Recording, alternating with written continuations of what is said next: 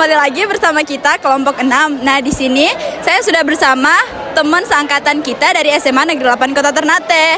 Nah, ada siapa nih? Saya Nabila Rahman dari kelas 10D.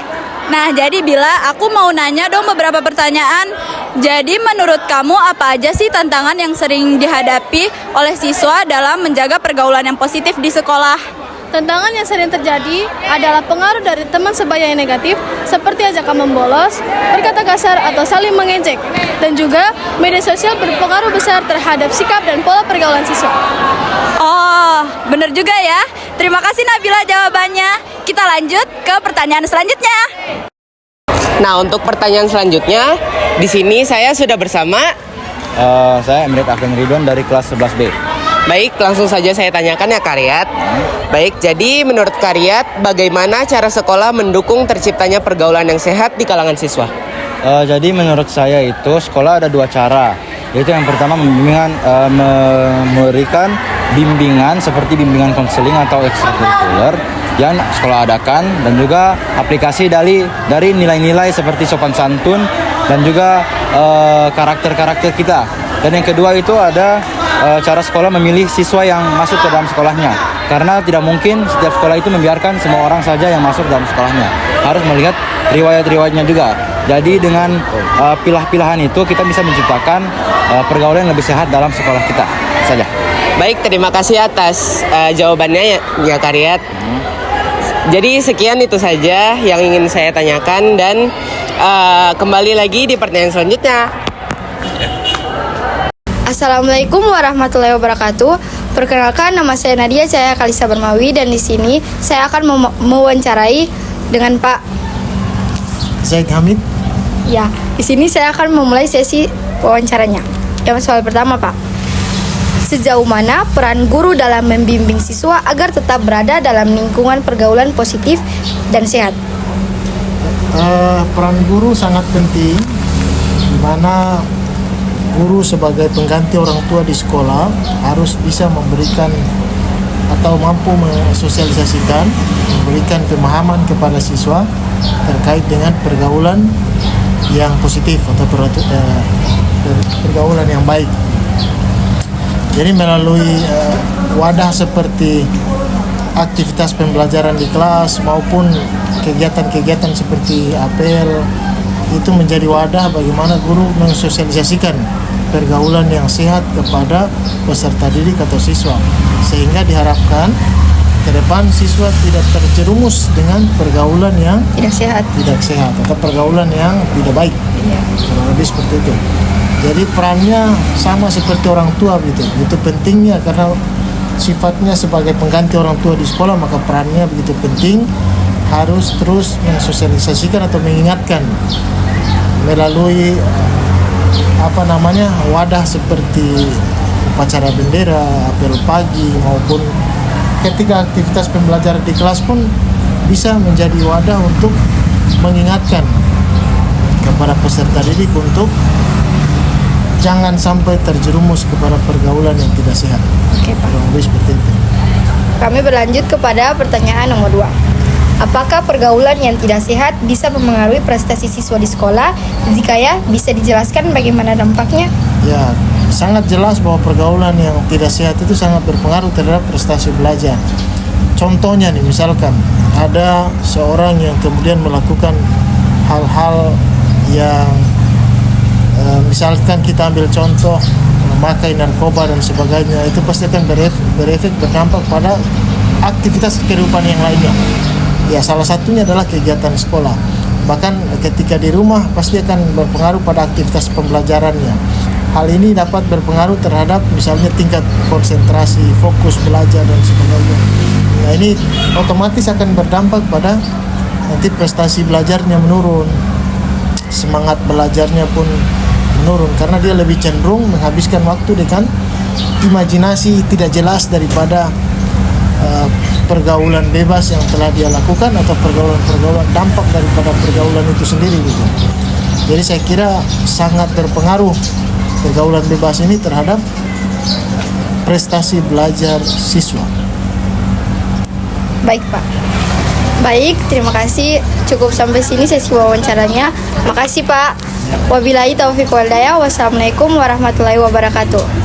Assalamualaikum warahmatullahi wabarakatuh. Perkenalkan, nama saya Najwa Farujiyah. Saya akan mewawancarai Bapak Pajait Hamid. Ini soalnya apa langkah kontrak yang bisa saya lakukan kalau saya melihat teman-teman yang mulai terpengaruh oleh pergaulan negatif? Nah, kalau berbicara langkah konkret sebagai seorang teman, sudah sepatutnya kita mengingatkan, ya, mengingatkan agar dia kembali kepada jalan yang benar.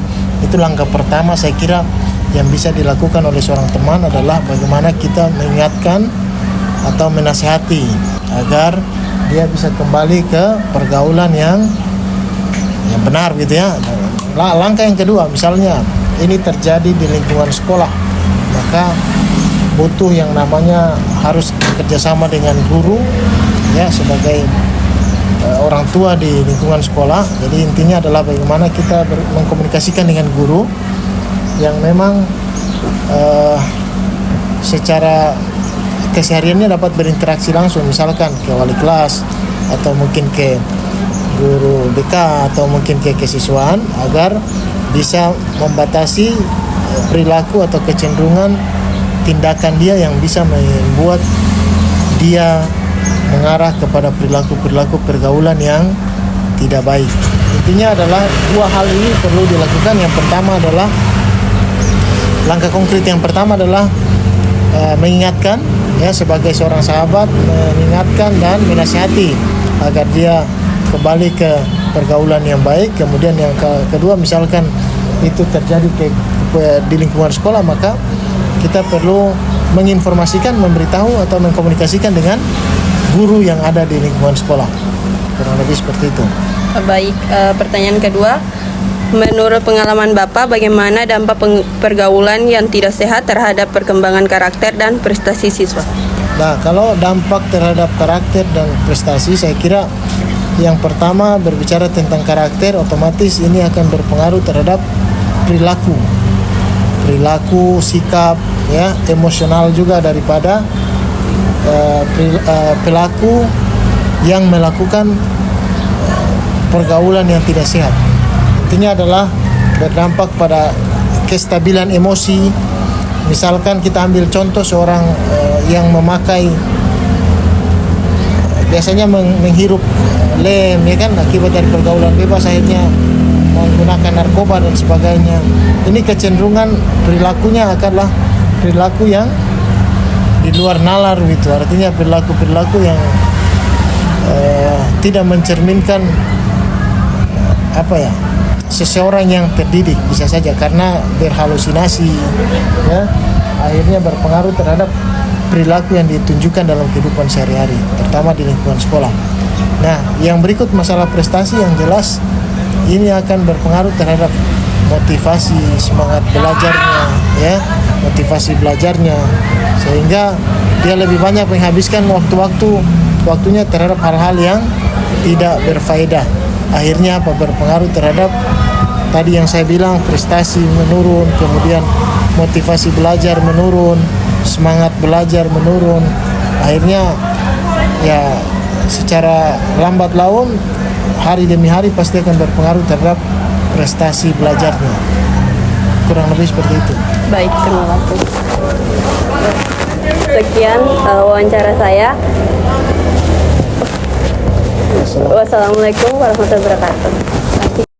Oke, kembali lagi bersama saya Putri Rukaya Sagaf dan saya bersama Ibu Fikrani. Oke, baik Ibu Fikrani, izinkan saya menanyakan beberapa hal mengenai pergaulan bebas. Untuk yang pertama yaitu apa saja prinsip pergaulan sehat yang sebaiknya ditanamkan kepada remaja oleh keluarga dan masyarakat? Yang paling penting sih saling menghormati, jujur, dan juga memilih pergaulan yang baik.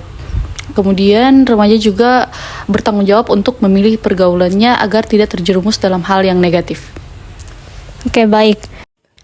Lanjut ke pertanyaan yang kedua yaitu bagaimana peran orang tua dan masyarakat dalam membimbing remaja agar tidak terjerumus ke dalam pergaulan yang negatif? Orang tua harus sering berkomunikasi dengan anak-anaknya kemudian memberikan contoh yang baik dan juga mengawasi mereka tanpa mengekang. Kemudian selain dari itu, masyarakat juga bisa berkontribusi dengan cara memberikan lingkungan yang aman atau membuat suatu kegiatan keagamaan ataupun kegiatan pemuda. Oke, terima kasih.